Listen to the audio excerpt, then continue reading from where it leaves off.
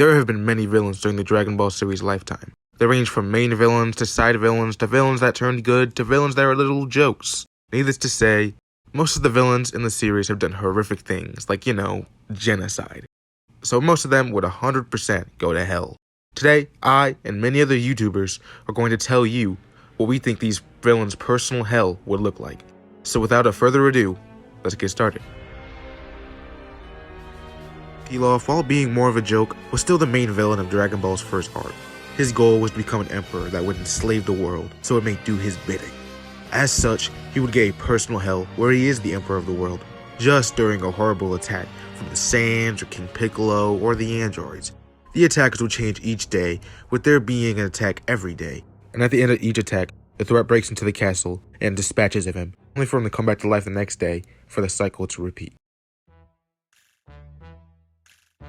Mercenary Tao was the first person to ever be a genuine threat to Goku. He's an assassin who is quite good at his craft. Therefore, his personal hell is that he's still an assassin, but he always fails his jobs in slapstick ways that are embarrassing for him.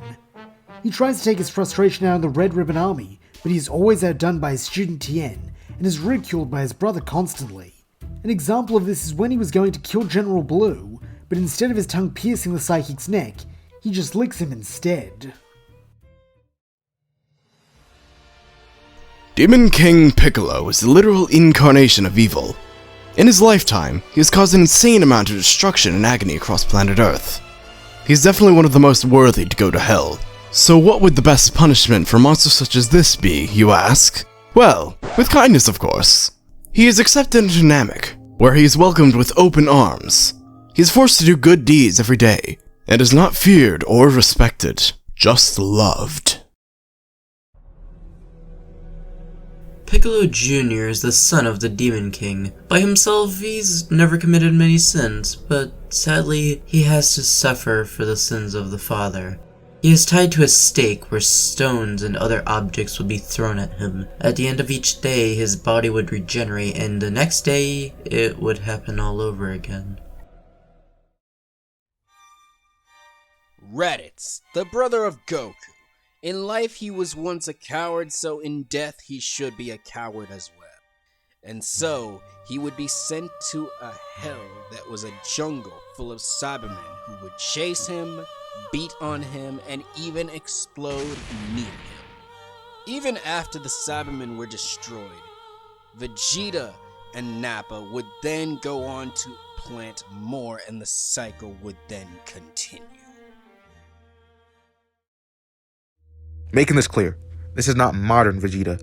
It's Saiyan Saga and Namek Saga Vegeta. We all understand? Good, because Vegeta is going to hell. Vegeta would be on Namek, standing against Freeza. He would get beaten harshly. Eventually, though, he would turn his emotions into anger and turn into a Super Saiyan. Reality would set in for Vegeta when Freeza begins walloping him even easier. Then shows Vegeta what really is super.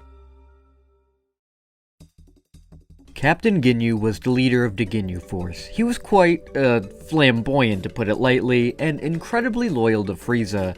He also has quite the repertoire of dance moves, and is known for his body swap and, milky cannon. In his personal hell, he is stuck in a frog tank where he has to watch a show that is against everything the Ginyu Force stands for, such as dancing. The hosts of the show are the rest of the Ginyu Force, who have no style or flair and are just overall boring. Freeza would also be in the show, just as the villain of the week that gets completely trashed every episode. He also changes bodies every few hours, so he can never get too comfortable.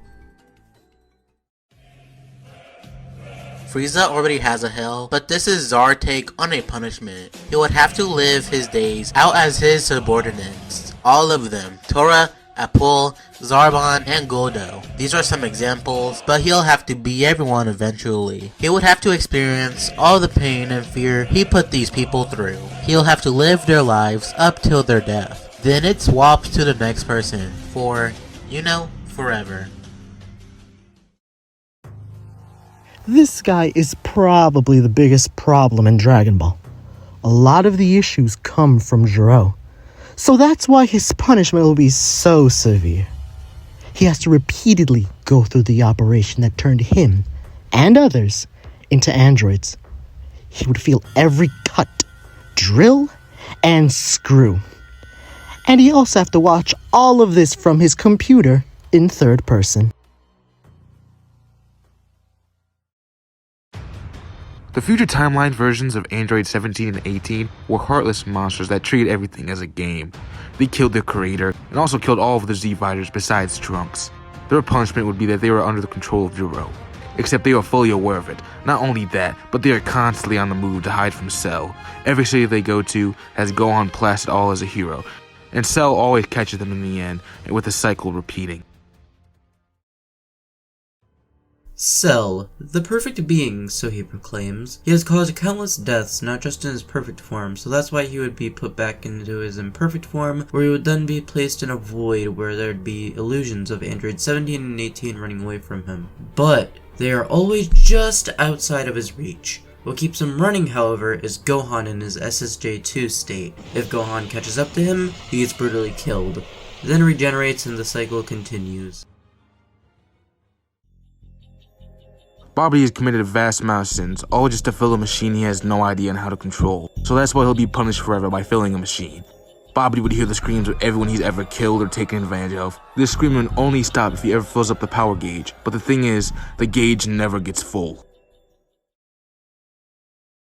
Dabura is the king of the demon realm, and has the power to back it up. His spit turns you to stone, and he also has magic that can create numerous weapons that he can use. He also is Babadi's best minion, having fallen prey to the wizard's spell due to the amount of evil in his heart. As such, his personal hell isn't even hell, it's heaven! That's right, we're taking inspiration from DBZ filler here to say that going to heaven would truly be the worst possible punishment Dabura could get. The destruction and killing Buu does is not for power, money, or anything of the sort. He does it for fun. Pure pleasure. That's why in his hell, his pleasures are taken away. He would be restricted in one of his own cocoons.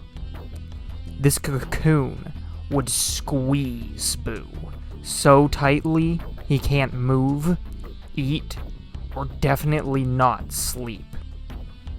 Add insult to injury, he is forced to stare at a mountain of candy.